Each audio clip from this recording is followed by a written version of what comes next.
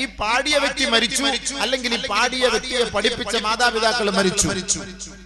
ഈ പാട്ട് നെറ്റിൽ നിന്ന് സെർച്ച് ചെയ്ത് ആരെല്ലാം കേൾക്കുന്നു, അപ്പോൾ അതിന്റെ ഇടി ഖബറിലേക്ക് വന്നുകൊണ്ടേയിരിക്കും. മൻ സന്ന സുന്നത സയ്യിഅത. വാപ്പ ടിവി വാങ്ങിക്കൊടുത്തു, വീട്ടിൽ വാപ്പ ടിവി വാങ്ങിക്കൊടുത്തു. ആ ടിവി കണ്ടുകൊണ്ടിരിക്കുന്നു മക്കൾ. മാതാപിതാക്കൾ മരിച്ചുപോയി. ആ ടിവിയിൽ നല്ലതുമുണ്ട്, മോശമായ വശങ്ങളുമുണ്ട്.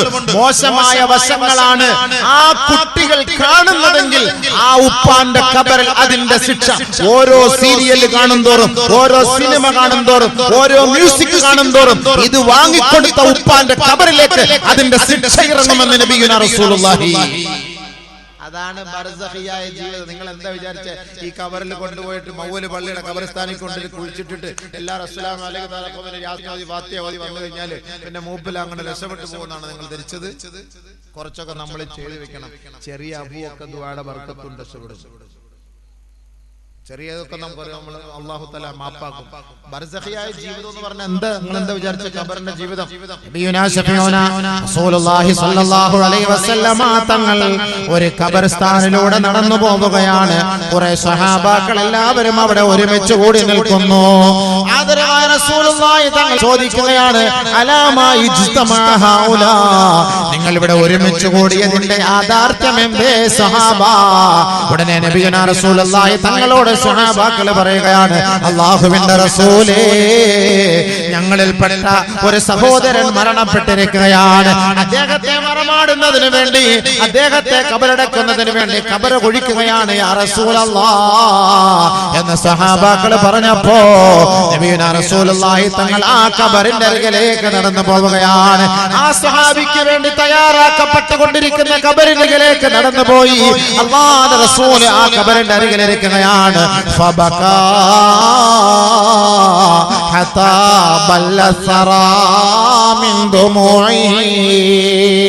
ഹബീബുനാ റസൂലുള്ളാഹി തങ്ങൾ ആ 6 അടി മണ്ണ് കണ്ടുകൊണ്ട് പൊട്ടിക്കരയുകയാണ്, കരയുകയാണ്. എത്രത്തോളം എന്ന് വെച്ചാൽ ഹത്താ ബല്ല സറാ മിൻ ദുമൂഇ.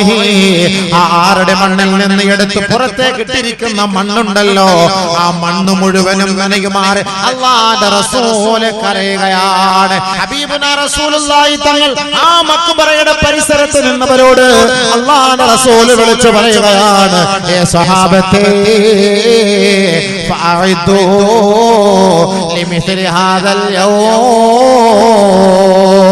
ഇതേപോലെ ഒരു ദിവസം നമുക്ക് ഓരോരുത്തർക്കും സംജാതമാകും സഹാബ. ഇതേപോലെ ആരുടെ മണ്ണിൽ കിടക്കേണ്ടി വരും സഹാബ. 1000-ഉം 10,000-ത്തിന്റെ സ്ക്വയർ ഫീറ്റിലെ അമ്പരച്ചുംബികളായ കോട്ടകൊത്തളങ്ങളിൽ കിടന്നുറങ്ങുന്ന ഞാനും നിങ്ങളുമെല്ലാം നാളെ ആരുടെ മണ്ണിന്റെ ഇരുണ്ട തുരുത്തിലേക്ക് പോയി കിടക്കേണ്ടി വരും സഹാബ. ഫഅഇദൂ ലിമിസ്ലി ഹാദൽ യൗമിൽ അദീം. ഇതേപോലെ ഒരു ഭയാനകത നിറഞ്ഞ, ഇതേപോലെ ഒരു ഭയങ്കരമായ ഒരു ദിവസത്തെ ഞാനും നിങ്ങളും അയവിറക്കണേ, ഓർക്കണേ. ഇതിൽ തനിച്ച് ഒറ്റയ്ക്ക് കിടക്കേണ്ട ഒരു അവസരം ഉണ്ടാകുമെന്ന് ഈ ഖബർ കണ്ട് നിങ്ങൾ പാഠം പഠിക്കണേ എന്ന് സഹാബാക്കളോട് അല്ലാഹുവിന്റെ റസൂൽ പറയുകയാണ്. ബഹുമാനപ്പെട്ട നബിയുനാ റസൂലുള്ളാഹി തങ്ങൾ ഖബറിനെ കുറിച്ച് പറഞ്ഞതിന് ശേഷം, ഖബറിനെ കുറിച്ച് പഠിപ്പിച്ചതിന് ശേഷം, ബർസഖിയായ ജീവിതത്തെ പരിചയപ്പെടുത്തിയതിന് ശേഷം മഹദിയായ ആയിഷ ബീവി പറയുകയാ, ഫമാ റഅയ്തു റസൂലല്ലാഹി സ്വല്ലല്ലാഹു അലൈഹി വസല്ലമ സ്വല്ലാ സ്വലാത്തൻ ഇല്ലാ തഅവദ മിൻ അദാബിൽ ഖബരി. ആദരവായ റസൂലുള്ളാഹി തങ്ങൾ ഖബറിനെ പരിചയപ്പെടുത്തിയതിന് ശേഷം അല്ലാഹുവിന്റെ റസൂൽ ഏത് നമസ്കാരം നമസ്കരിച്ചാലും ഇല്ലാ തഅവദ മിൻ അദാബിൽ ഖബരി, ഖബറിന്റെ ഭയാനകതകളിൽ നിന്ന് അല്ലാഹുവിനോട് കാവൽ തേടാത്ത ഒരു നമസ്കാരവും ഞാൻ കണ്ടിട്ടേ ഇല്ല. ഹദിയായ ആയിഷ സിദ്ദീഖ. എന്താ മനസ്സിലായോ? അള്ളാന്റെ റസൂലിന്റെ വാക്കായത്. ഹബീബായ തങ്ങൾ ഖബറിനെ കുറിച്ച് പറഞ്ഞതിന് ശേഷം അള്ളാന്റെ റസൂൽ സല്ലല്ലാഹു അലൈഹി വസല്ലം തങ്ങൾ ഏത് നിസ്കാരം നമസ്കരിച്ചാലും ഖബറിൽ നിന്ന് രക്ഷ തരണേ അല്ലാഹുമ്മ ഇന്നാ നഊദു ബിക മിൻ അദാബിൽ ഖബരി, ഖബറിന്റെ ഭയാനകതകളിൽ നിന്ന് നീ രക്ഷ നൽകണേ അല്ലാഹ്, സഹായം നൽകണേ അല്ലാഹ് എന്ന് ദുആ ചെയ്യാത്ത ഒരു നമസ്കാരവും ഞാൻ കണ്ടിട്ടേ ഇല്ല. എത്ര പേര് ചോദിക്കുന്നുണ്ട് നിസ്കാരം കഴിഞ്ഞിട്ട് അല്ലാഹുവിനോട് പടച്ചോനെ ഖബറിൽ നിന്ന് രക്ഷ താ അല്ലാഹ്, ഖബറിൽ നിന്ന് രക്ഷ താ അല്ലാഹ്? എത്ര പേര് ചോദിക്കുന്നുണ്ട്? അല്ലാഹുവേ എന്റെ ഷോപ്പ് മുടങ്ങി കിടക്കുകയാണ്, പടച്ചവനെ തുറന്നിറണേ അല്ലാ. പടച്ചവനെ കഫീൽ വിസ അടിച്ചു തരുന്നില്ല, അടിച്ചു തരണേ അല്ലാ. പടച്ചവൻ എനിക്ക് കുറെ പണം കിട്ടാനുണ്ട്, അത് വാങ്ങി തരണേ അല്ലാ. പടച്ചവൻ എനിക്കൊരു പുര കെട്ടാനുണ്ട്, അത് കെട്ടിത്തരണേ അല്ലാ. പടച്ചവനെ പുരപ്പണി നടന്നുകൊണ്ടിരിക്കുകയാണ്, അത് പൂർത്തിയാക്കി തരണേ അല്ലാ. പടച്ചവനെ കുറച്ച് കടയുണ്ട്, അത് എത്രയും പെട്ടെന്ന് വീട്ടിൽ തരണേ അല്ലാ. പടച്ചവനെ ശരീരത്തിന്റെ രോഗം, എന്റെ മക്കളുടെ രോഗം, എന്റെ ഭാര്യയുടെ രോഗം നീ മാറ്റി തരണേ അല്ലാ. ഇത്രയും പറയുന്ന കൂട്ടത്തിൽ അല്ലാഹുവേ എന്റെ ബർസഖിയായ ജീവിതം എനിക്ക് ആനന്ദവും സന്തോഷവുമാക്കി തരണമേ അല്ലാ. മനസ്സുകൊണ്ട് പറയാറുണ്ടോ? വെറുതെ പറയരുത്, മനസ്സുകൊണ്ട് പറ. നിങ്ങൾ ആരെങ്കിലും ചെയ്യാറുണ്ടോ? എല്ലാം നമ്മുടെ കുടുംബത്തിന് വേണ്ടി, മക്കൾക്ക് വേണ്ടി, ഭാര്യയ്ക്ക് വേണ്ടി, മറ്റുള്ളവർക്ക് വേണ്ടി ഒക്കെ ചെയ്യും. ഞാൻ നാളെ ഒറ്റയ്ക്ക് കിടക്കേണ്ട എന്റെ വീട്, എന്റെ ബർസഖിയായ ആ വീട്ടിൽ അല്ലാ എനിക്ക് നീ ആനന്ദം തരണേ പടച്ചവനെ എന്ന് മനമുരുകി ദുആ ചെയ്യാൻ ഏത് സത്യവിശ്വാസം നമ്മുടെ കൂട്ടത്തിലുണ്ട്? ആര് ചെയ്യുന്നുണ്ട്? എത്ര പേര് ചെയ്തുകൊണ്ടിരിക്കുന്നു? ചെയ്തിട്ടുണ്ട് തുലോതുച്ഛമായ ആൾക്കാർ മാത്രം. ശരിയല്ലേ? ശരിയല്ലേ? മനസ്സോർന്ന് പറ, ശരിയല്ലേ? എല്ലാം കുടുംബകാര്യം, രോഗത്തിന്റെ കാര്യം, കടയുടെ കാര്യം, കച്ചവടത്തിന്റെ കാര്യം, ബിസിനസ് കാര്യം, അതൊക്കെയാണ് സംഭവം. പക്ഷെ ഖബറിനകത്ത് കൊണ്ടുവച്ചാൽ ഉണ്ടാകുന്ന സംഭവങ്ങളിൽ നിന്ന് രക്ഷ തരാൻ വേണ്ടിയിട്ട് ആരെങ്കിലും ദുആ ചെയ്യാറുണ്ടോ?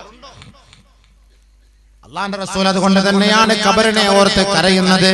ഹബീബായ തങ്ങളുടെ കണ്ണിൽ നിന്ന് ധാരധാരയായി വെള്ളം വീഴുകയാണ്, ആ മണ്ണ് പോലും കുതിർന്നു പോവുകയാണ്. ഹബീബായ തങ്ങളെ ഒരിക്കലും ഖബർ വേദനിപ്പിക്കുകയില്ല, ഹബീബായ തങ്ങൾക്ക് ഖബറിൽ ശിക്ഷയുണ്ടാവുകയില്ല. അത് എനിക്കും നിങ്ങൾക്കും അറിയാവുന്ന നഗ്ന സത്യമാണ്. പക്ഷേ ആ ഖബർ കണ്ടുകൊണ്ടാണ് ലോകത്തിന്റെ മാതൃകാ പുരുഷൻ പോലും പൊട്ടി പൊട്ടി തേങ്ങി തേങ്ങി കരഞ്ഞത്. അല്ലാഹുവിന്റെ പ്രവാചകൻ പൊട്ടിക്കരഞ്ഞിട്ട് പറഞ്ഞ വാക്കെന്താണ്? സഹാബാ, നാളെ ഒരു ദിവസം ഇതേപോലെ നമ്മൾ പോയി കിടക്കേണ്ടവരാണ് സഹാബാ. ആ ഖബർ വെറുതെ വിടുകയില്ല സഹാബാ. മണ്ണറയിലെ മഹാ അത്ഭുതങ്ങളെ കുറിച്ച് അല്ലാഹുവിന്റെ റസൂൽ പറയുമ്പോ ഹബീബുനാ റസൂലുള്ളാഹി തങ്ങൾ പറയുകയാണ്, ഇന്നലിൽ ഖബരി ലിസാനാ യൻദിഖു ബിഹി. എന്നെയും നിങ്ങളെയും പോലെ ഖബറിന് ആമുണ്ട് സഹാബത്തെ. ഇന്നൽ ഖബ്റ ലയബ്കി ثم تقول ببكائه أنا بيت الدود وأنا بيت الوحدة وأنا بيت الليل أو كما قال عليه السلام. ആദരവായ റസൂലുള്ളാഹി തങ്ങൾ പറയുകയാണ്, നമ്മെ പോലെ നാവുണ്ട് ഖബറിന്, നാം കരയുന്നത് പോലെ കരയുമത്രേ ഖബർ, കരയുമത്രേ. ഇന്നൽ ഖബ്റ ലയബ്കി, ഖബർ കരഞ്ഞുകൊണ്ട് വിളിച്ചു പറയുകയാണ്, അന ബൈത്തുദ്ദൂദ് അന ബൈത്തുൽ നീഖ് അന ബൈത്തുൽ വഹദ. എന്നെ കുറിച്ച് നിങ്ങൾക്കറിയുമോ സാദമിന്റെ മക്കളെ? ഞാൻ ഞെരിക്കുന്ന ഭവനമാണ്, ഞാൻ ഏകാന്തതയുടെ തടവറയാ, ഞാൻ വേദനിപ്പിക്കുന്ന വീടാണ്, ഞാൻ വേദനിപ്പിക്കുന്ന ഭവനമാണ്, നിങ്ങളെ പേടിപ്പെടുത്തുന്ന വീടാണ്. ഈ ഖബറുകൾ, ഈ ഭൂമിയിലുള്ള ഖബറുകൾ കരഞ്ഞുകൊണ്ട് കരഞ്ഞുകൊണ്ട് ദിവസം തോറും ഈ ഖബർ വിളിച്ചു പറയുമെന്ന് ലോകത്തിന്റെ മുത്ത് മുഹമ്മദ് മുസ്തഫ സല്ലല്ലാഹു അലൈഹി വസല്ലമ തങ്ങളെ നമ്മളെ പഠിപ്പിക്കുമ്പോ ഞാനോ നിങ്ങളോ ഉറങ്ങാൻ കിടക്കുന്ന ഒരു 10 മിനിറ്റ് സമയമെങ്കിലും അല്ലാഹുവേ ബെഡ്റൂമിലെ ലൈറ്റ് അണച്ചിരിക്കുകയാണ്, കുറ്റാക്കൂരിട്ടാണ്, കൊടും ഇരുട്ടാണ്, അമാവാസിയെ പോലെ അന്ധകാരമാണ്. ഇതേപോലെ നാളെ ഒരു ദിവസം ഞാൻ ഖബറിൽ കിടക്കേണ്ടവനല്ലയോ? അന്ന് എന്റെ തരണി ഉണ്ടാവുകയില്ല, എന്റെ വാത്സല്യ പുത്രന്മാരോ പുത്രിമാരോ ഉണ്ടാവുകയില്ല. ഒറ്റപ്പെട്ട ഏകാന്ത തടവറയ്ക്കുള്ളിൽ കഴിയേണ്ടവനല്ലയോ അല്ലാ? അല്ലാഹുമ്മ അർഹംനി വഅർഹം വഹശതി ഫീ ഖബരി. എന്റെ ഏകാന്ത തടവറയിൽ എന്നെ നീ രക്ഷപ്പെടുത്തണേ അല്ലാ, എന്നെ സഹായിക്കണേ അല്ലാ, എന്നെ അനുഗ്രഹിക്കണേ അല്ലാ എന്ന് ഞാനോ നിങ്ങളോ ഉറങ്ങുന്ന സമയത്ത് കണ്ണ് ഈറനണിഞ്ഞുകൊണ്ട് ഒരു 2 മിനിറ്റ് ഖബറിനെ ഓർത്ത് കരഞ്ഞ ചരിത്രമുണ്ടോ? ഉണ്ടോ? ആരെങ്കിലും ഉണ്ടോ? ഉറങ്ങുമ്പോ AC ഒന്ന് ഓണാക്കി കൂട്ടിയിട്, ഒന്ന് 19-ലിട്, ഒന്ന് 18-ലിട്, ഒന്നുകൂടെ തണുക്കട്ടെ. വെള്ളം എടുത്തിട്ടോ, കുടിക്കാൻ വെള്ളം കൊണ്ടുപോവാ, ആ ലൈറ്റ് അങ്ങോട്ട് ഓണാക്കിക്കോ. ബാത്റൂമിന്റെ കഥവ് അങ്ങോട്ട് അടച്ചിട്ട് പോ, ബെഡ്റൂമിന്റെ കഥവ് ലോക്ക് ചെയ്യ്. ഇതിനിടയ്ക്ക് എവിടെ ഖബറിനെ കുറിച്ച് ഓർക്കാം? ലൈറ്റ് എല്ലാം അണച്ചു, ഖബർ പോലെ ഇരുട്ടാണ്. പക്ഷെ ആ ഖബറിനെ കുറിച്ച് അല്പസമയമെങ്കിലും ഓർത്തിട്ട് ഒറ്റയ്ക്ക് ആ കണ്ണൊന്ന് ഈറനണിഞ്ഞാൽ ആ ഖബർ നമുക്ക് സന്തോഷമാണ്. അതാണ് അല്ലാഹുവിന്റെ റസൂൽ സല്ലല്ലാഹു അലൈഹി വസല്ലമ തങ്ങൾ പറഞ്ഞത്. ബർസഖിലെ ഭാഗ്യവാന്മാരെ കുറിച്ച് പറയുന്ന കൂട്ടത്തില് ഹബീബുനാ റസൂലുള്ളാഹി തങ്ങൾ പറയുകയാണ്, മാ മിൻ യൗമിൻ ഇല്ലാ വല്ലർദു തുനാദി കുല്ല യൗമിൻ ബിഖംസി കലിമാത്. ഖബറിന്റെ ഏറ്റവും വലിയ അത്ഭുതം എന്തെന്ന് പറയട്ടെ, ആ ഖബറിന്റെ നാവ് കൊണ്ട് ഖബർ വിളിച്ചു പറയുകയാണ്. ഒരു മയ്യത്ത് ഖബറിലേക്ക് കൊണ്ടുവെക്കുമ്പോ, ഖബറിലേക്ക് ഇറക്കി വെക്കുമ്പോ, ആ ഖബറിലേക്ക് കൊണ്ടുവെക്കാൻ സന്തൂക്കിൽ നിന്ന് രണ്ടുപേര് ചേർന്ന് ആ ഖബറിന്റെ ഇരുണ്ട മുറിയിലേക്ക് താഴ്ത്തി വെക്കുമ്പോ അല്ലാഹുവിന്റെ റസൂൽ പറയുകയാണ്, ഇന്നൽ അബ്ദ ഇദാ ഉൽഹിദ ഫീ ഖബരിഹി ഫയുനാദിഹി മലകുൻ. ഒരു മലക്ക് വിളിച്ചു പറയുകയാണ്, യബ്ന ആദം, ആദമിന്റെ മോനെ, ബിൽ അംസി കുന്ത അലാ ലഹരിഹാ മാശിയാ വൽ യൗമ സിർത ഫീ ബത്നിഹാ മുൽതജിയാ. യബ്ന ആദം ബിൽ അംസി കുന്ത അലാ ലഹരിഹാ ലാഹികാ വൽ യൗമ അസ്ബഹത ഫീ ബത്നിഹാ ബാക്കിയാ. യബ്ന ആദം ബിൽ അംസി കുന്ത അലാ ലഹരിഹാ മുദ്നിബാ വൽ യൗമ സിർ അംസൈത ഫീ ബത്നിഹാ മുഅദ്ദബാ. എത്രയോ മയ്യത്ത് നമ്മൾ ഇറക്കി വെക്കാറുണ്ട്, എത്രയോ മയ്യത്തുകൾ കുളിപ്പിക്കാറുണ്ട്, എത്രയോ മയ്യത്തുകൾ നമ്മൾ പൊതിയാറുണ്ട്, എത്രയോ മയ്യത്തുകൾ സന്തൂക്ക് കട്ടിൽ എടുത്തു വെച്ചുകൊണ്ട് തോളിലേക്ക് കയറ്റി വെച്ചുകൊണ്ട് പള്ളിക്കാട്ടിലേക്ക് നമ്മൾ കൊണ്ടുപോകാറില്ലേ? പക്ഷേ അല്ലാഹുവിന്റെ റസൂല് പറഞ്ഞത് ഞാനും നിങ്ങളെ കേട്ടിട്ടുണ്ടോ? അല്ലാഹുവിന്റെ പ്രവാചകൻ പറയുകയാണ്, ഒരു മയ്യത്ത് ഖബറിലേക്ക് കൊണ്ടുവെക്കുമ്പോ ആ ഖബറിന്റെ മഹാ അത്ഭുതമാണ്. ആദ്യമായി ആ ഖബർ സംസാരിക്കുമത്രേ. ആ ഖബറിലേക്ക് ഒരു മലക്കിറങ്ങി വരികയാ. ആ മലക്കിറങ്ങി വന്നുകൊണ്ട് ആ ഖബറിൽ നിന്ന് വിളിച്ചു പറയുകയാണ്, ആദമിന്റെ മോനെ, ഇന്നലെ എന്റെ മുകളിലൂടെ ചിരിച്ചുകൊണ്ട് നടന്നവനല്ലേ, ഇന്ന് നീ കരഞ്ഞുകൊണ്ടാണ് എന്റെ ഉള്ളിലേക്ക് നീ കടന്നു വരുന്നത്. ആദമിന്റെ മോനെ, ഇന്നലെ നീ പാപം ചെയ്തുകൊണ്ട് എന്റെ മുകളിലൂടെ നീ നടന്നില്ലേ, ഇന്ന് നീ ശിക്ഷയ്ക്ക് വിധേയനായിട്ടാണ് എന്റെ ഉള്ളിലേക്ക് നടന്നു വരുന്നത്. ആദമിന്റെ മോനെ, ഇന്നലെ നീ ഓടിച്ചാടി ഈ ഭൂമുഖത്തോടെ നടന്നു നീങ്ങിയവനല്ലേ, പാട്ടുപാടിയവനാണ്, അട്ടഹസിച്ചവനാണ്, ആനന്ദിച്ചവനാണ്, ആഹ്ലാദിച്ചവനാ. ഇന്ന് നിന്നെ കുളിപ്പിക്കുകയാണ്, നിന്നെ പൊതിയുകയാണ്, ജനങ്ങൾ നിന്നെ താങ്ങിയെടുക്കുകയാണ്.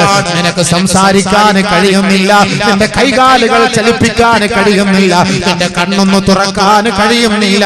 നിന്റെ പാവപ്പെട്ട മക്കൾ നിന്റെ ഓരത്തൊന്ന് പൊട്ടിക്കരയുകയാണ്. നിന്നെ ഇഷ്ടപ്പെട്ട, നിനക്ക് ഖിദ്മത്ത് ചെയ്ത നിന്റെ തരുണി നിന്റെ ഓരത്തുണ്ട്, നിന്റെ ചാരത്തുണ്ട്. പക്ഷേ അവളുടെ കണ്ണുനീര് നിനക്ക് കാണാൻ കഴിയും, പക്ഷേ പ്രതികരിക്കാൻ സാധ്യമല്ല. അവരുടെ കണ്ണുനീര് ഒന്ന് ഒപ്പിയെടുക്കാൻ നിനക്ക് സാധ്യമല്ല. ഇന്നലെ വരെ ചിരിച്ചു നടന്ന നീ ഇന്ന് നീ കരഞ്ഞുകൊണ്ടാണ് എന്റെ ഉള്ളിലേക്ക് കടന്നു വരുന്നത്. ബഹുമാനപ്പെട്ട നബിയുനാ റസൂലുള്ളാഹി തങ്ങൾ പറയുകയാണ്, എല്ലാ ദിവസവും നമ്മുടെ പള്ളിയുടെ മക്ബറകൾ ഈ മൂന്ന് വാചകം വിളിച്ചു ചൊല്ലാത്ത ഒരു ദിവസം പോലും ഈ ഭൂമിയുടെ മുകളിലൂടെ കടന്നു പോകുന്നേ ഇല്ല. മദീനയുടെ മുത്തുമോൻ മുഹമ്മദ് മുസ്തഫ സല്ലല്ലാഹു അലൈഹി വസല്ലം റസൂൽ പറഞ്ഞതാണ്, അങ്ങനെ ചർച്ച ചെയ്യാത്ത ഒരു ഖബർ പോലും ഒരു പള്ളികളിലും ഒരു മഖാബറുകളിലും ഇല്ല. എല്ലാ ഖബറും വിളിച്ചു പറയും, എല്ലാ ഖബറും വിളിച്ചു പറയും. ഇന്നലെ സുഖിച്ചു നടന്നു, ഇന്ന് നീ വാ എന്റെ ഉള്ളിലേക്ക് വാ. ആരും ചിന്തിക്കാൻ ആ മയ്യത്തിന് കേൾക്കാം ഈ പറയുന്നത്. എന്നിട്ട് ആ ഖബർ വിളിച്ചു പറയുകയാണ്, അനല്ലദീ മൻ ബൈതു മൻ ദഖലനി മുത്തിയാ ഖറജ മസ്റൂറാ വ അനല്ലദീ بيت من دخلني عاسيا خرج مكبورا. ഞാൻ ഏത് വീടാണെന്ന് നിങ്ങൾക്കറിയുമോ? സന്തോഷത്തോടുകൂടി എന്റെ ഉള്ളിലേക്ക് കടന്നു വന്നാൽ നിങ്ങളെ സ്വീകരിക്കുന്നതും സന്തോഷത്തോടുകൂടി മഹ്ശറയിലേക്ക് കൊണ്ടുപോവുകയും ചെയ്യുന്ന ഭവനാണ് ഞാൻ. അല്ലാഹുവിനെ ഭയപ്പെടാതെ അവനെ ധിക്കരിച്ചുകൊണ്ട് പാപം ചെയ്തവനായി എന്റെ ഉള്ളിലേക്ക് കടന്നു വരുന്നവരാണെങ്കിൽ ഞാൻ വെറുതെ വെറുതെ വിടുകയില്ല. കുന്തുൽ യൗമ അലൈക നിഖ്മാ, ഞാൻ ഇന്നത്തെ ദിവസം നിന്നെ വേദനിപ്പിക്കുമത്രേ. മാത്രമല്ല ഖറജ മസ്ബൂറാ, വളരെ ദുഃഖിതനായി ദുഃഖാകുലനായിട്ടായിരിക്കും എന്റെ ഉള്ളിൽ നിന്ന് നീ മഹ്ശറയിലേക്ക് പോവുക. അതുകൊണ്ട് വൈൻ കാന മുത്തിഅൽ റബ്ബിക വ അനാ വ കുന്തുൽ യൗമ അലൈക നിഅമാ, അല്ലാഹുവിനെ വഴിപ്പെട്ട് ജീവിക്കുന്ന സാലിഹായ മനുഷ്യനാണ് നീ എങ്കിൽ ഇന്നത്തെ ദിവസം നിന്നെ ഞാൻ സന്തോഷത്തോടെ നിന്നെ ഞാൻ കൈവെള്ളയിൽ കൊണ്ട് നടക്കുമത്രേ. അല്ലാഹുക്ക് ധിക്കാരം പ്രവർത്തിച്ചിട്ടാണ്, അവൻ വിരോധിച്ച കാര്യങ്ങൾ ചെയ്തിട്ടാണ് എന്റെ ഉള്ളിലേക്ക് നിങ്ങൾ കടന്നു വരുന്നതെങ്കിൽ കൊണ്ട് അലൈക നിഖ്മാ, ഞാൻ നിങ്ങൾക്ക് വല്ലാത്ത വേദനയും ഇല്ലാത്ത പീഡനവും സമ്മാനിക്കുന്ന ഖബറാണ് ഞാനെന്ന് ഖബർ വിളിച്ചു പറയുമെന്ന് ലോകത്തിന്റെ മുത്ത് മുഹമ്മദ് മുസ്തഫ സല്ലല്ലാഹു അലൈഹി വസല്ലം. ആരെങ്കിലും ശ്രദ്ധിക്കുന്നുണ്ടോ? എത്ര ഖബർ കുഴിക്കുന്നു, എത്ര ഖബറിലേക്ക് ഇറക്കി വെക്കുന്നു, എത്ര ഖബർ മണ്ണിട്ട് മൂടുന്നു, എത്ര ഖബറുകളിലേക്ക് നമ്മൾ പോകുന്നു. പക്ഷെ ആരെങ്കിലും മനസ്സിലാക്കുന്നുണ്ടോ ഇങ്ങനെയൊക്കെ സംഭവിക്കുന്നുണ്ട് ഖബറിൽ? ആരും മനസ്സിലാക്കുന്നില്ല. അതാണ് ഖബർ. നമ്മൾ വെറുതെ ചുമ്മാ ഒരാളെ കൊണ്ടിട്ട് വെറുതെ അങ്ങനെ കുഴിച്ചിട്ടിട്ട് യാ അല്ലാഹ് മഅ സലാം എന്ന് പറഞ്ഞ് പോകാൻ പാടില്ല. അവിടെ നിൽക്കണം. നമ്മൾ നിൽക്കുന്ന സമയം വരെ മലക്കുകൾ വരൂല. استغفروا لأخيكم فإنه الآن يسأل. നിങ്ങൾ എഴുന്നേറ്റ് പോകരുത്. ആ ഖബറിന്റെ അരികിൽ നിങ്ങൾ നിൽക്കണം. നിങ്ങളുടെ സഹോദരൻ ഇപ്പോൾ ചോദ്യം ചെയ്യപ്പെടാൻ പോവുകയാണ്. അതുകൊണ്ട് ആ ഖബറാളിക്ക് വേണ്ടി നിങ്ങൾ അല്ലാഹുവിനോടൊന്ന് പാപമോചനം തേട്. പോകരുത്. ഒരു ഖബറിന്റെ അരികിൽ നിന്ന് സഹാബാക്കൾ വളരെ വേഗത്തിൽ പോകുന്നത് കണ്ടിട്ട് അല്ലാഹുവിന്റെ റസൂൽ സല്ലല്ലാഹു അലൈഹി വസല്ലമ തങ്ങൾ സഹാബാക്കൾക്ക് നൽകിയ താക്കീതാണ്, നിങ്ങൾ പോകരുതേ. ആ ഖബറാളിക്ക് വേണ്ടി നിങ്ങൾ പാപമോചനം തേടണേ. അതാണ് നമ്മൾ ആ ഖബറിനരികിൽ നിന്ന് വിളിച്ചു പറയുന്നത്. അല്ലാഹുമ്മ സബ്ബിതുഹു ഇൻദ സുആൽ, അല്ലാഹുമ്മ ജാഫിൽ ഖബ്റ അൻ ജൻബിഹി, അല്ലാഹുമ്മഗ്ഫിർ ലഹു വർഹംഹു, അല്ലാഹുമ്മ ആമിൻഹു മിൻ കുല്ലിൽ ഫസഅ. അല്ലാഹുവേ, ഖബറാളിക്ക് നീ പുറത്തു കൊടു, ആ ഖബറാളിക്ക് വിശാലത കൊടു. ആ ഖബറാളിയുടെ ചോദ്യത്തിന്റെ മുന്നിൽ വിറങ്ങലിച്ചു പോകാതെ, ധരിച്ചു നിൽക്കാതെ മറുപടി പറയാനുള്ള ധൈര്യവും സ്ഥൈര്യവും നീ നൽകണേ പഠിച്ചവനെ എന്ന് നമ്മൾ ആ ഖബറിന്റെ അരികിൽ നിന്ന് ദുആ ചെയ്യുന്നതിനാണ് ഖബറിന് സന്തോഷം കിട്ടാനാണ്. ഖബറൊന്നും വെറുതെ വിടൂല ആരെയും. അത് പ്രവാചകന്റെ മോനാണെങ്കിലും പോലും. അതാണ് രസം. അതാണ് ഞാൻ പറഞ്ഞു വന്നത്. സല്ലല്ലാഹു അലൈഹി വസല്ലമ തങ്ങൾ ഹബീബുനാ റസൂലുള്ളാഹി തങ്ങൾ പറയുകയാണ്, വസ്തുഖിനിയ മിൻ ഹാദിഹി ളമ്മത്തി തലാദത്തുൻ, ഖബറിന്റെ ഞെരുക്കത്തിൽ നിന്ന് രക്ഷപ്പെട്ടത് മൂന്ന് പേരാണ്. അതിലൊന്ന് അൽ അംബിയാ, അംബിയാക്കളാണ്. അവരെ ഖബർ വെറുതെ വിടും. രണ്ടാമത് ഖുൽ ഹുവല്ലാഹു അഹദ്, മരണസമയത്ത് ഓതുന്നവരാരാണോ അവരെയും ഖബർ ഞെരുക്കുകയില്ല. ആ ഭാഗ്യം അല്ലാഹു നമുക്ക് ഓരോരുത്തർക്കും നൽകുമാറാകട്ടെ. എപ്പോഴും ഖുൽ ഹുവല്ലാഹു ഓതണം. സൂറത്തുൽ ഇഖ്ലാസ് അതൊരു വലിയ ബർക്കത്തുള്ള കേസാണ്. നമ്മുടെ രോഗങ്ങൾ, നമ്മുടെ ഇടങ്ങേറുകൾ, നമ്മുടെ വിഷമങ്ങൾ, നമ്മുടെ പ്രയാസങ്ങൾ, ഒരുപാട് വിഷമങ്ങളും രോഗങ്ങളും ദുഃഖങ്ങളും കൊണ്ട് കഷ്ടപ്പെടുന്നവരുടെ നമ്മുടെ കൂട്ടത്തിൽ. ആ ബുദ്ധിമുട്ടും പ്രയാസങ്ങളൊക്കെ മാറിക്കിട്ടാൻ വേണ്ടി ഏറ്റവും എളുപ്പമായ വഴിയാണ് സൂറത്തുൽ ഇഖ്ലാസ് അധികമായി പാരായണം ചെയ്യുക. من قرأها 3 مرات عدل بالقراءة الوحي كله أو كما قال عليه السلام. ആരെങ്കിലും 3 പ്രാവശ്യം സൂറത്തുൽ ഇഖ്ലാസ് ഓതിയാൽ പരിശുദ്ധമായ ഖുർആൻ മുഴുവനും ഓതിയവനെ പോലെയാണ്. സൂറത്തുൽ ഫാത്തിഹ ഒക്കെ ഓതുമ്പോൾ നമ്മൾ 3 പ്രാവശ്യം ഖുൽ ഹുവല്ലാഹു അഹദ് ഓതുന്നതിന്റെ കാരണം എന്താണ്? സൂറത്തുൽ ഇഖ്ലാസ് 3 പ്രാവശ്യം ഓതുന്നത് ഖുർആൻ മുഴുവനും ഓതിയവനെ പോലെയാണ് നബിയുനാ റസൂലുള്ളാഹി.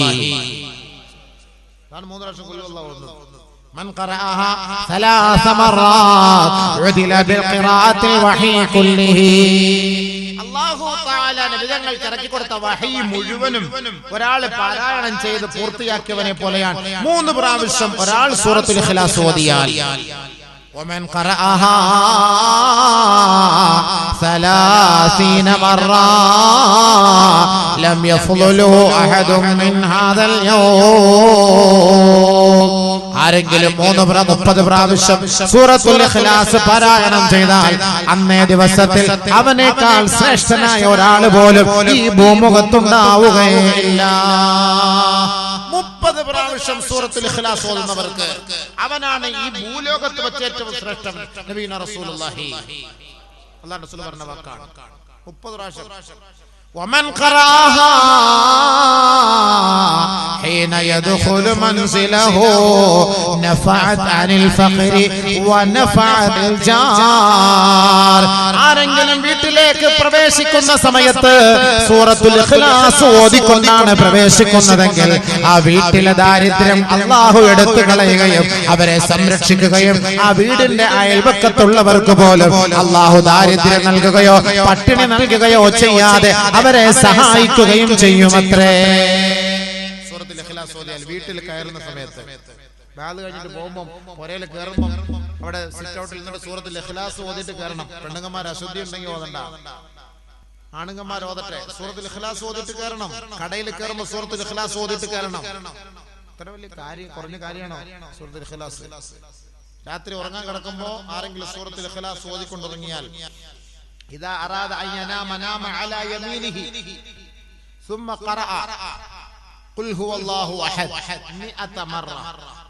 വലത് സൈഡിൽ കിടന്നുറങ്ങുക, വലത്തോട്ട് തിരിഞ്ഞു കിടക്കുക, തന്റെ കവിളിന്റെ താഴെ കൈവച്ച് കിടന്നുറങ്ങുക. 100 പ്രാവശ്യം സൂറത്തുൽ ഇഖ്ലാസ് പാരായണം ചെയ്യുക. ഖിയാമത്ത് നാളിൽ അല്ലാഹു സുബ്ഹാനഹു വ തആല അവനോട് പറയും, എന്റെ വലതു ഭാഗത്തു കൂടി നീ സ്വർഗ്ഗത്തിലേക്ക് പ്രവേശിച്ചു. അല്ലാഹ് പ്രത്യേകമായിട്ട് അവനെ വിളിക്കും, എന്റെ വലതു ഭാഗത്തു കൂടി നീ സ്വർഗ്ഗത്തിലേക്ക് പ്രവേശിച്ചു. സൂറത്തുൽ ഇഖ്ലാസ് ഓതി കിടക്കുന്നവർക്ക് ഉറങ്ങുന്ന സമയത്ത്, സിനിമയും സീരിയലും കണ്ടിട്ട് ഉറങ്ങുന്നവർക്ക് നാളെ ഇബ്ലീസ് വിളിക്കുമ്പോ എന്റെ ഇടതു ഭാഗത്തോടി നരകത്തോട്ട് പോയിക്കോ, ഞാൻ പുറകെ വരാം. എന്റെ കൂട്ടുകാരെ മുഴുവനും ഞാൻ അകത്ത് കയറ്റിയിട്ട് ഞാൻ പുറകെ വരാം, ഇങ്ങോട്ട് പോയിക്കോളാൻ പറയാം, എല്ലാവരും ഇങ്ങോട്ട്. ഇതാണ് 2 വ്യത്യാസത. ഇഖ്ലാസ് ഓതിട്ട് ഉറങ്ങുന്നവർക്ക് കിട്ടുന്ന ഗുണമാണ് സൂറത്തുൽ ഇഖ്ലാസിന്റെ മഹത്വത. നമ്മുടെ രോഗങ്ങൾക്ക് പരിഹാരമാണ്. അള്ളാഹുവിന്റെ നാമങ്ങൾ ഓതി ദുആ ചെയ്യ്, തീർച്ചയായും നമുക്ക് എല്ലാ പ്രശ്നങ്ങൾക്കും അള്ളാഹു പരിഹാരം തരും. അതുകൊണ്ട് സൂറത്തുൽ ഇഖ്ലാസ് വലിയ ഗുണങ്ങൾ, അതിന് ഒരുപാട് ശ്രേഷ്ഠതകൾ സവിശേഷതകളൊക്കെ ഹദീസിൽ വന്നിട്ടുണ്ട്. അങ്ങോട്ടേക്കൊന്നും ഞാൻ കടക്കുന്നില്ല. അതുകൊണ്ട് മരിക്കുന്ന സമയത്ത് ഇഖ്ലാസ് ഓതിക്കോ.